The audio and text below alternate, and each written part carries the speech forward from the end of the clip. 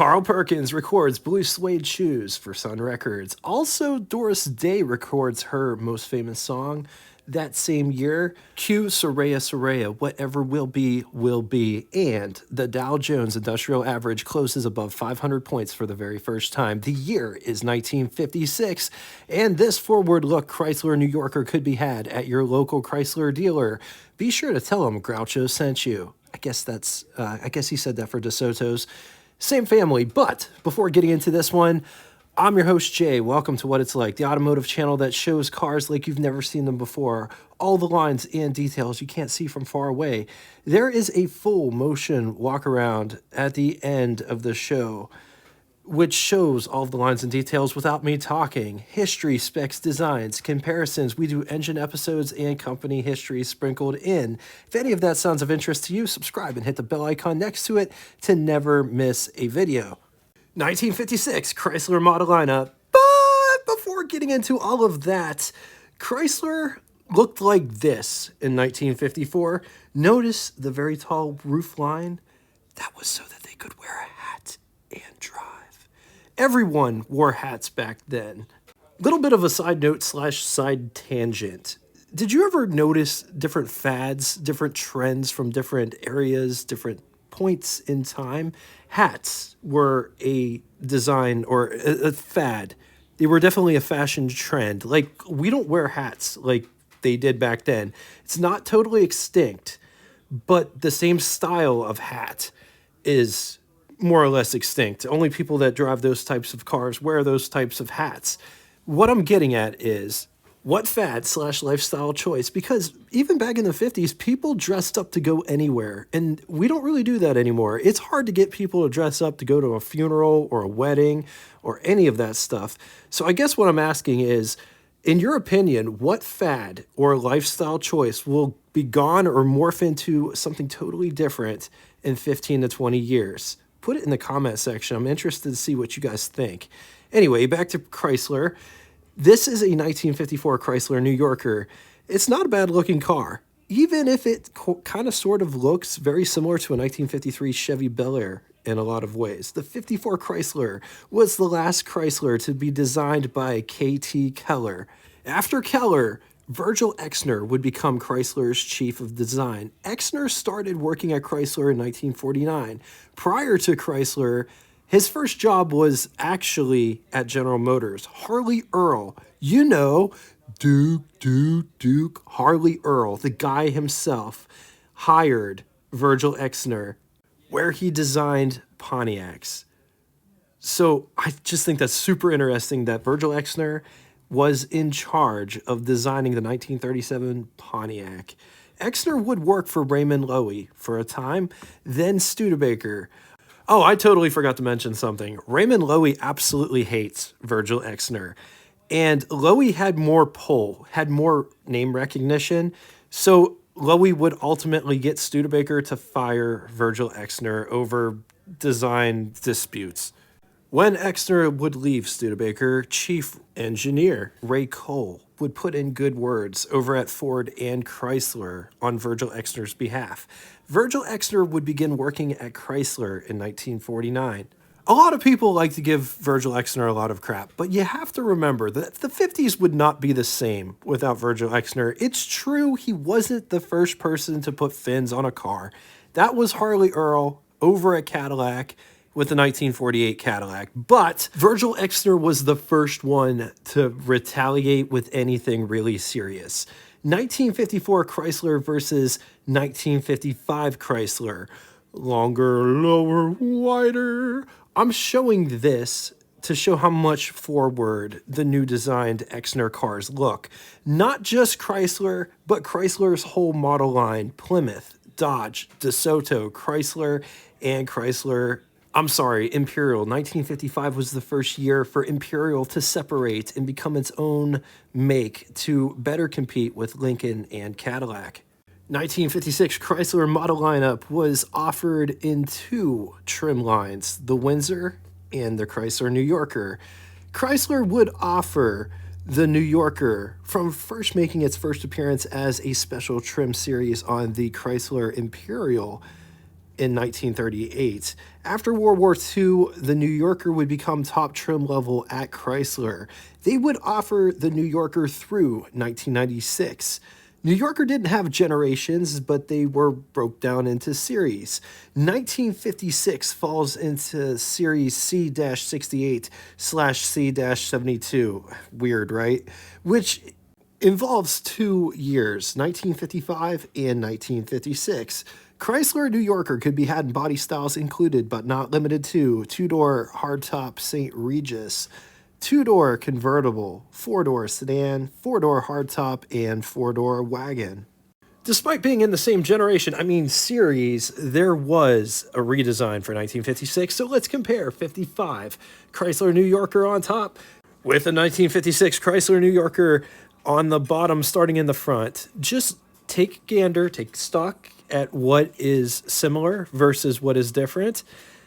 Similarities include, but not limited to, single headlights. Both of these cars have wraparound windshields with windshield wipers that come together.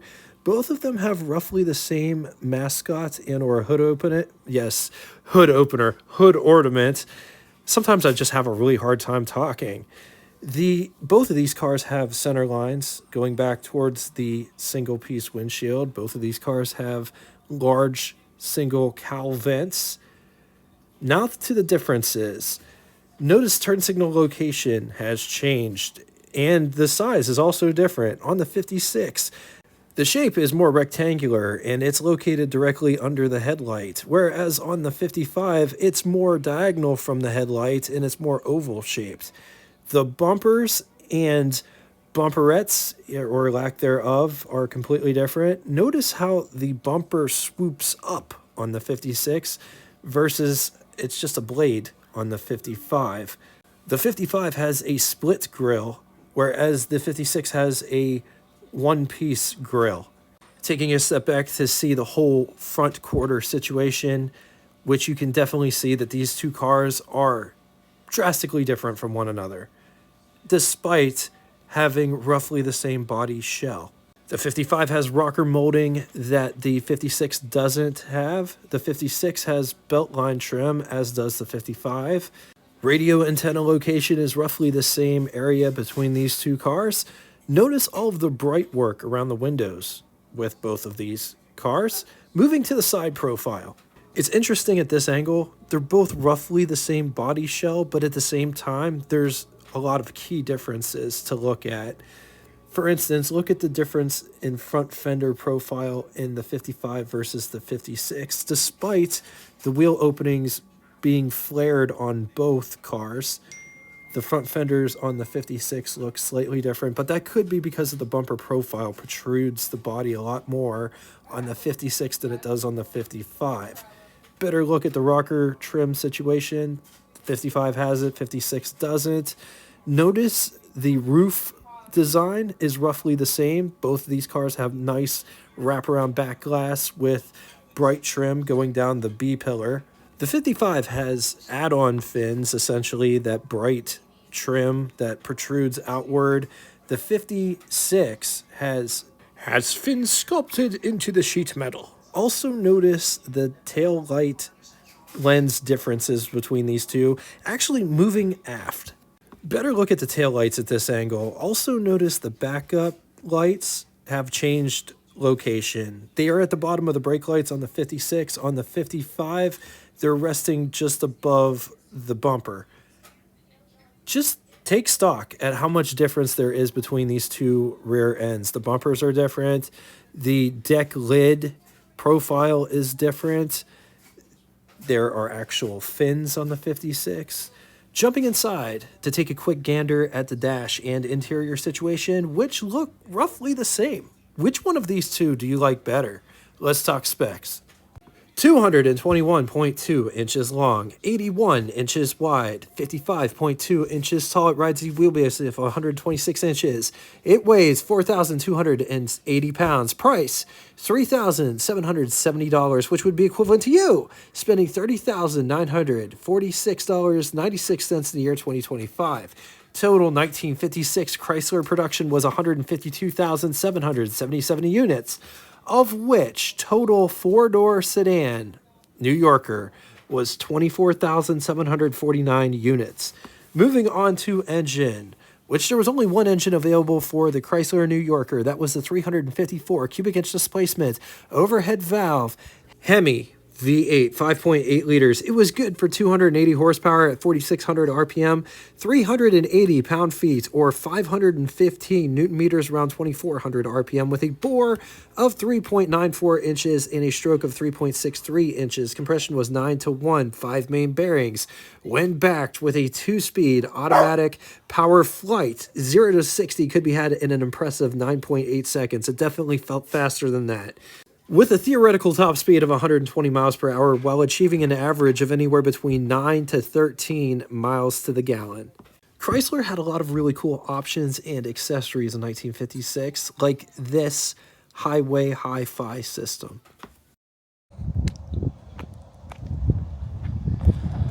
Let's talk styling on this car. Just look at the headlights. Look at how these headlights recess inside this headlight bucket. Also notice all the bright work that goes around it. Got turn signal indicators down here in this big rectangular shape. Also just notice all of the vanes that you can see inside of that turn signal lens. Look at how these bumpers swoop up. There are bumper bolts.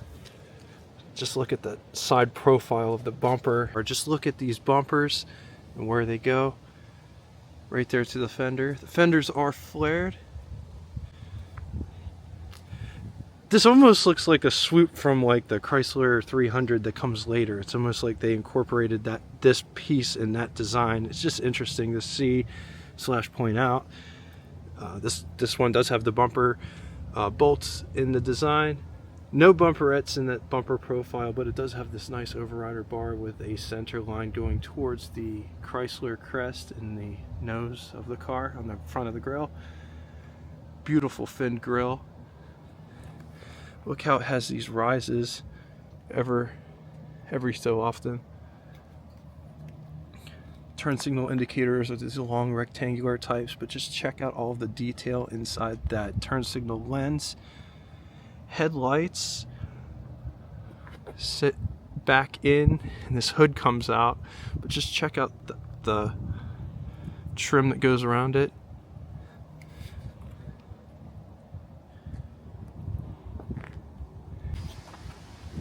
So just look at how everything comes to a point here in the center. And you have this comes up, the grill comes to a point, the crest even comes to a point. The point continues all the way up to the hood ornament / mascot, continues towards the wraparound windshield with windshield wipers that come together.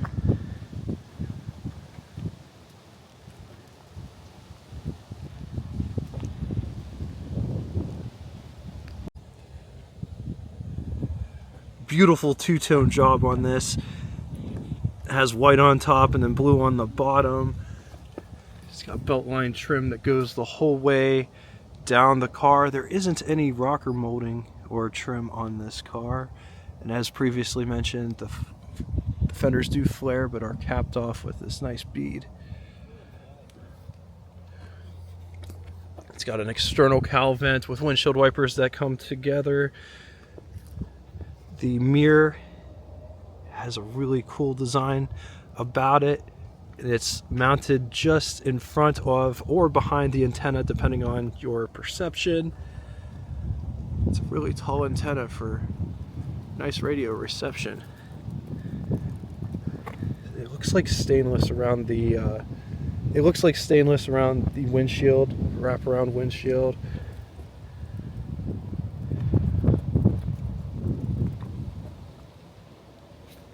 So this car does have drip rails, which start here. It's kind of like a rain dam here, and then they to the end of the car.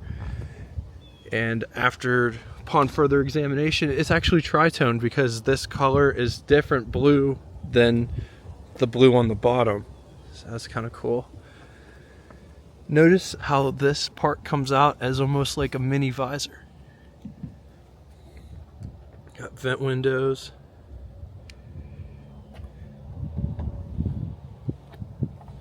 This car has amazing fins that start right here. It's like this dip, and then it keeps going until it goes out the back.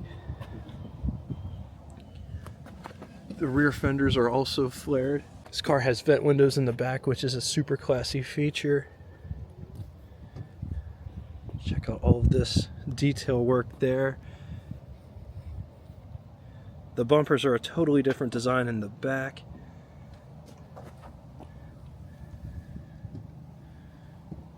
The bumperettes in the back, which these light up for the license plate. Backup lights, brake lights. Just take a look at this fin profile and back rear deck profile. While we're back here,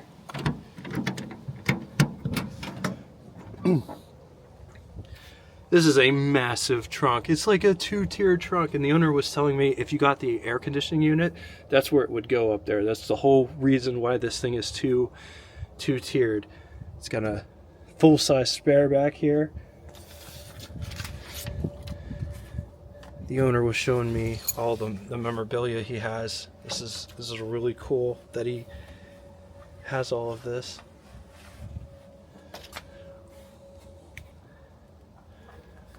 See, this is when car companies actually cared about the product that they sold, not like today where they build the crappiest car they can build and sell it for as much money as they can possibly get. He was showing me this. They gave you these when you left the dealer. I don't know. When did we become so fascinated with mediocre?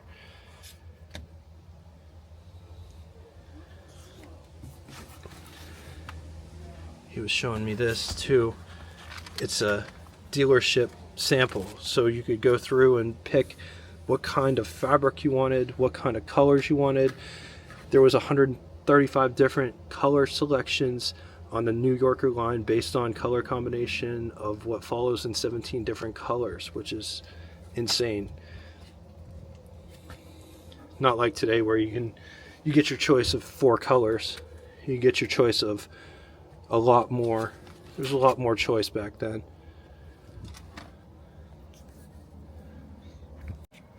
Owner was telling me that they were careless when putting this together. This is a factory run in the paint.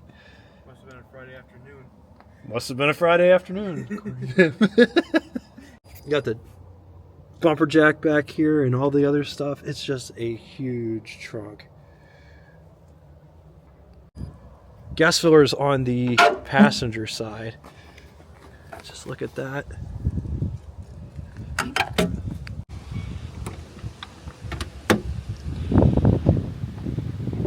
This being a 4-door sedan, it's all framed out. Just take a look at that frame.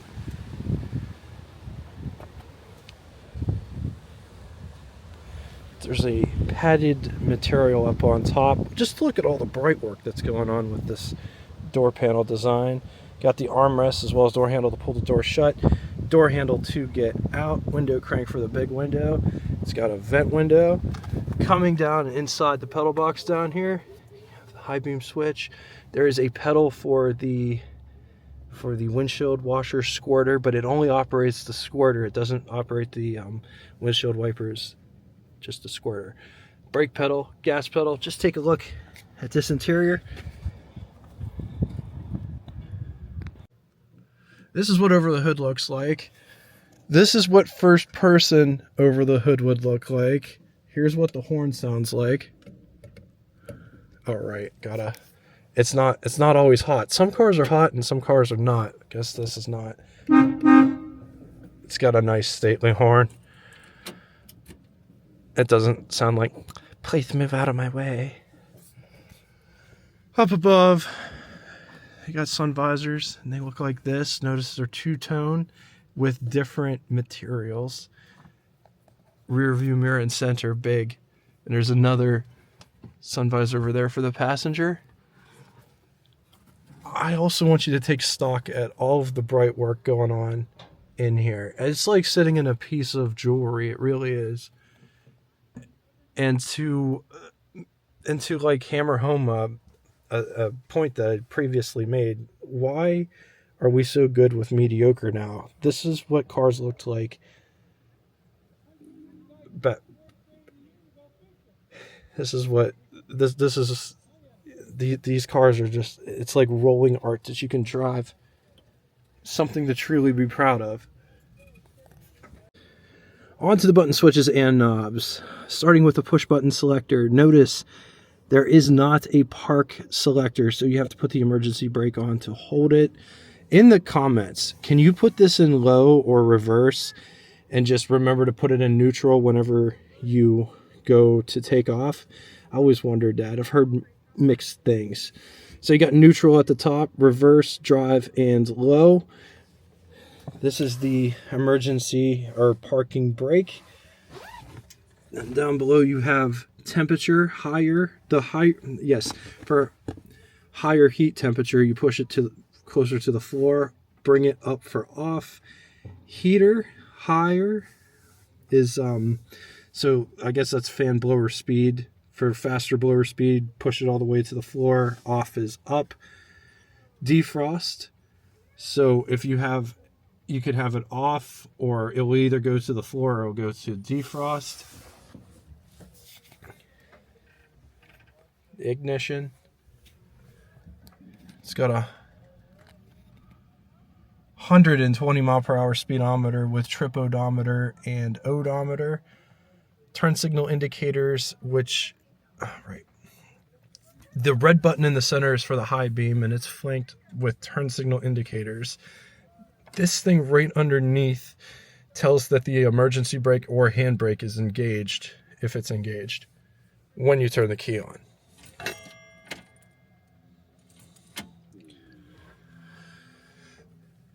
This gauge has all the engine vitals in it: fuel gauge, oil, amp meter, and coolant temperature. Got the ash receiver right here. This is for the cowl vent, best feature for a car. Headlights right here. These are the parking lights, and those are the headlights. Windshield wipers. This is cigarette lighter. The panel lights are on a different switch, so you could turn your headlights on and not have the panel lights on, or you could turn the panel lights on and not have the lights on. I think it's really cool that it's separated, because a lot of modern cars, when you turn the headlights on, you can't see your dash display and you have to turn it all the way up, whereas on this you can have the dash lights on and not have the headlights on. The panel lights also have a dimmer, so like you can control how bright you want to have them. It's just so cool. This is a map light. If you turn it this way, just for the map light. If you turn it this way, you get the map light and the dome light combo. See, I'm going to turn it the other way. Okay, so it's off. Now that's just the map light.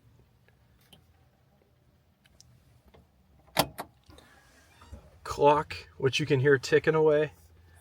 Glove box. And I apologize, I didn't bring my big camera with me on this trip. Packed kind of light, but it's an absolutely huge glove box, and I'm fairly certain that it would fit in there. Let's talk about these seats. These seats are super comfortable. They're cloth. I think this is the first time I've ever sat in a cloth seat that wasn't this is like one of the nicest cloth seats from the 50s that I've ever sat in. It's got two different types of material. This material here almost feels like a perforated material, and then it's a softer cloth where your butt would be. And then just look at all the different materials there are. There's this one, and this one. They're different textures, different places. The seat back profile is slightly reclined. The bench isn't huge, and there's tons of space up here. Like, my knees are nowhere near the dashboard. Tons of space.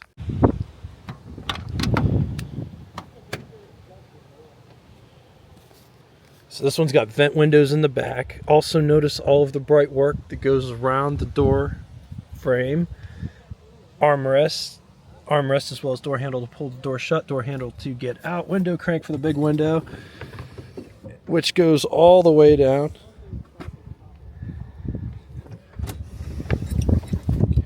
There are handles on the back of the seats to help you in. That is the first time I've ever seen that in a car, which is interesting. Look at the seat bucket. All metal.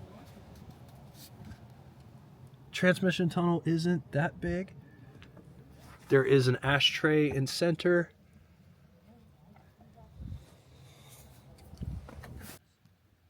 Here's what the front looks like from the back. Let's take a quick gander at the greenhouse, or the pillar to glass ratio in this car.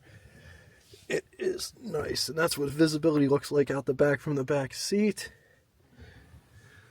Creature comforts, seat back profile. The seat back in the back is reclined even more than the seat in the front. Seat in the front might be adjustable, but the one in the rear isn't, and it's so nice. It's like you're sitting on a lazy boy recliner back here. It really is. And I'm not saying that. It really is. The bench is probably about the same depth as the bench in the front. With all of that said, and I tell people this all the time, if you're looking for a car that has a lot of space, you can't be anything Chrysler from the 50s. There's almost 7.5 inches of space between my knee and the back of the seat, and this is concaved out. The top expands it, the top overhangs a little bit. But man, there's so much space back here. The floorboard does rake up a little bit, so it's almost like it's a footrest. Super nice. There are coat hooks. There's one there, and there's one on the other side. There's a dome light in the center, which we talked about briefly. The hood release is right here. It's really weird, and it's hard to like see, but it's just this little tiny like lever. You slide that over, pull up, and then you have a latch release like that. It's a two-hand job. You got the horns here in the front too. Got a smaller horn and a big trumpet horn down here.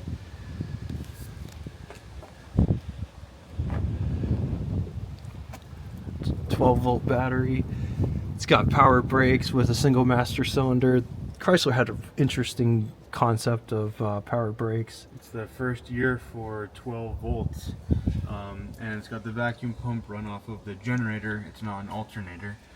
Oil bath air cleaner. Power steering. Yeah. Nice radiator shroud. It's a two-belt system, a redundant two-belt system, as in not the two belts run the same. No, I lied. It's a four-belt system, because there's another redundant system down here with two belts. So the fan, but there's every belt is running the fan. That's pretty awesome. And if you wanted to point out the firepower script on the side of the block, it's not so pretty, but Chrysler firepower. Yeah, this is the Hemi.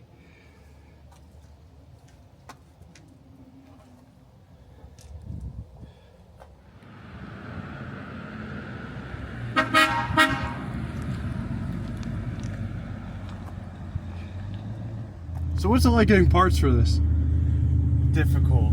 I think Andy Birnbaum, for the most part, as far as I know, is the only name in the game, and a lot of the stuff that you order from him comes in new old stock boxes with the old yellow and red packaging. I think he bought out. What do you think of that? I love the old packaging. It's amazing. It really is cool, but it's also kind of a shame because you go to all these car shows and all you see are the Chevys and the Tri-5 Chevys.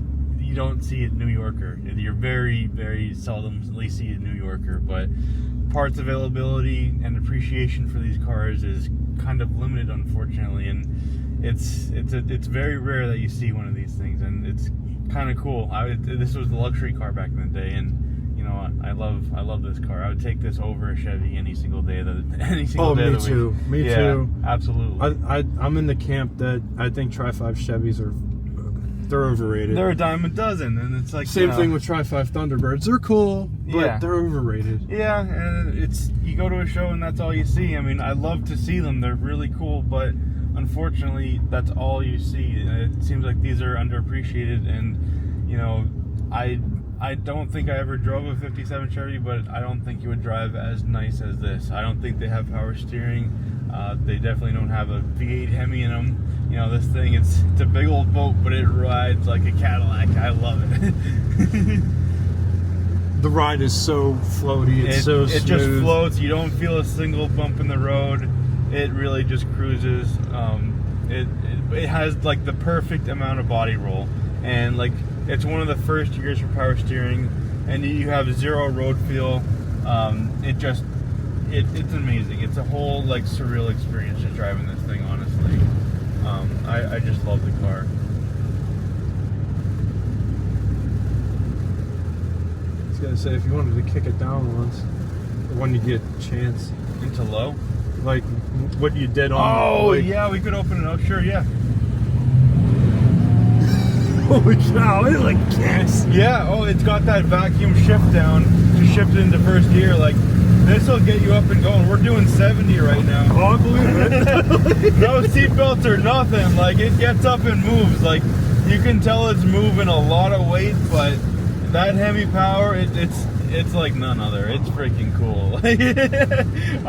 It drives like a modern car. I miss that. It's like, awesome. The old cars had that kick. Yeah, it has. Like it's like an ass. It like kicks you in the ass, and it just like goes. And it has like a little bit like the throttle pedal bottoms out, but then you can feel like a little bit more resistance, and it does travel another inch or so, and that's where the kickdown occurs, and it will take you off in first gear, and it gets up and goes. It's freaking cool.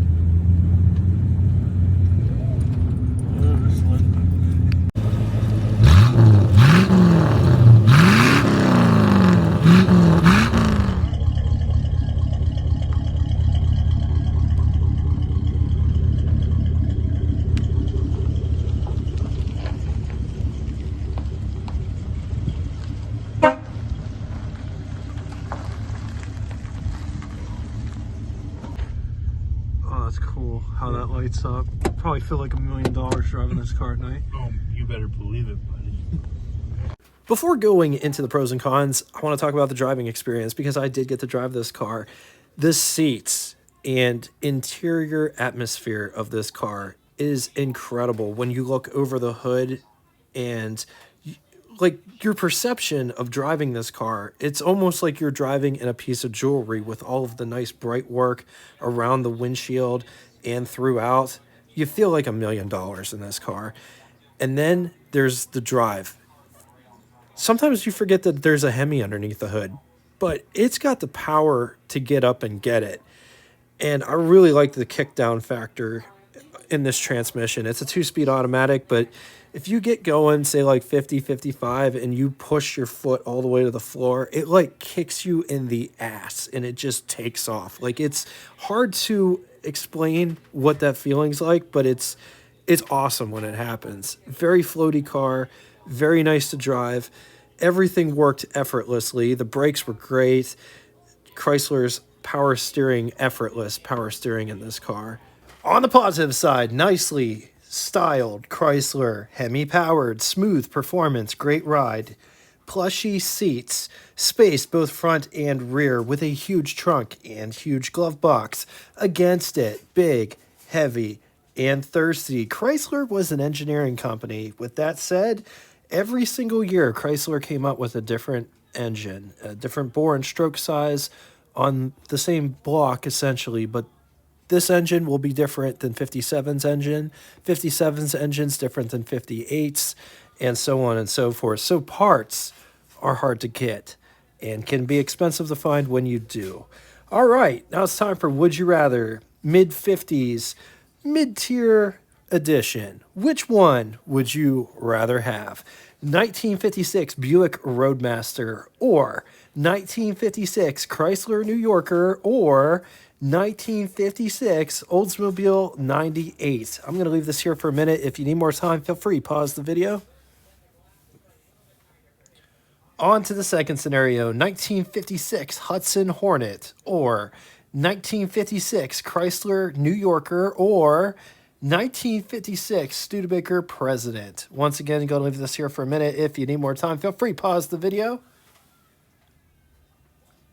Now it's time for Name That Tune. First person to get both the name of the band and the song title correctly in the comment section will have their comment pinned to the top of it. Before signing off today, I want to take a moment and thank the owner, who is also my friend. His name is Ken, for everything that he did for me while I was at Hershey. He drove me around and he gave me a place to stay while I was out there. Thank you so much for being an awesome friend. I hope you really enjoyed this video.